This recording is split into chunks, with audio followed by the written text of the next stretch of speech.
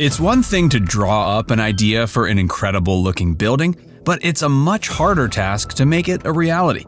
And yet modern architects and builders are pushing the limits of what buildings can be.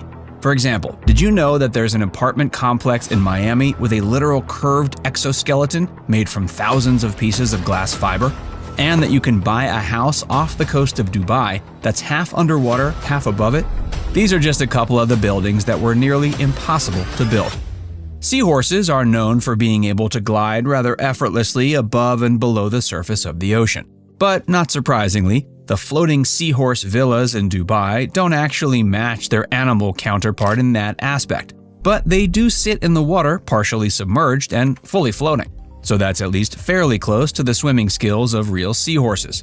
The world islands are a set of land masses off the coast of the United Arab Emirates shores, and a bird's eye view of them looks like a miniature representation of the world's major land masses.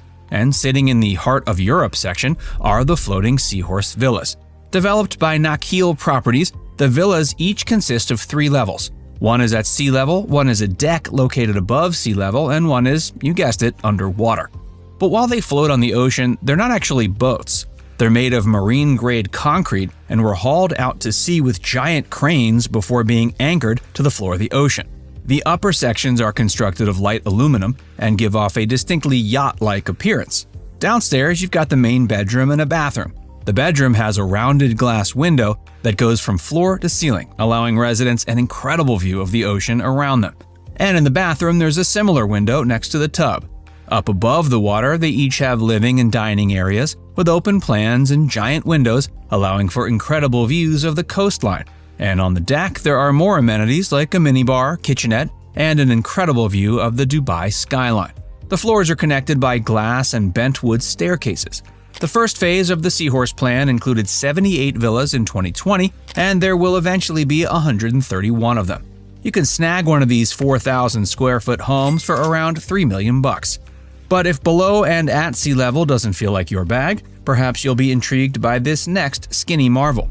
The Steinway Tower was completed in Manhattan in 2022, and you might be wondering what was so tricky about building a skyscraper in a city full of them. Well, you'll change your mind when you find out it's the thinnest skyscraper in the world. It was built by a New York City firm called Studio Sofield, and it stands at 1,428 feet, looking down over Central Park. And in case you're wondering, it's called Steinway because it was built on the land that was once home to the most famous piano makers in the world, Steinway & Sons. Upon completion, it set the record for thinnest skyscraper on account of its 1:24 ratio of width to height. Now, no matter how skinny a tall building is, it needs at least some structural elements that literally hold it up in place. But architects are starting to think outside the box, literally, on what those can be. The 1000 Museum is in Miami, and its main function is as a high-rise residential building filled with condos. But its far cooler function is being an example of an architectural exoskeleton. Yep, you heard that right. When we think of exoskeletons, we usually imagine certain species like bugs that have their skeletons on the outside. Or maybe we imagine those futuristic military uniforms with exoskeletons to enhance strength and movement. But we don't usually associate them with buildings. Well, architect Zaha Hadid did, and designed 1000 Museum to have giant exoskeletons attached to the outside. It's a 62-story building that rises 707 feet.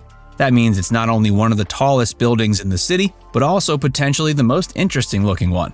And those exoskeletons are the reason it's usually referred to by its nickname, Scorpion Tower. But most people who look at the tower probably just assume the exoskeleton was an artistic choice and simply gives it a distinct look. But that's only the half of it. The exoskeleton takes on a lot of the structural weight of the building too. And because of that, fewer columns are needed inside it.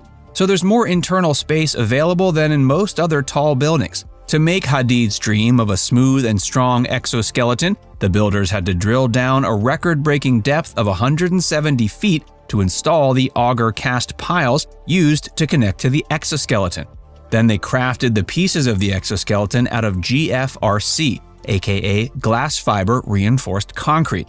It's a special blend of glass fiber mixed with ceramic and concrete that takes on properties of being easier to mold into various shapes while retaining incredible amounts of strength. They used 5,000 pieces of it to craft the exoskeleton on the Scorpion Tower, and it was well worth the effort. Well worth the effort, you should subscribe to our channel. Now, while exoskeletons are indeed impressive, when it comes to architecture, there's nothing quite like pure height, and the Burj Khalifa in Dubai is exactly that. Standing at 2,717 feet high, it's the tallest building in the world.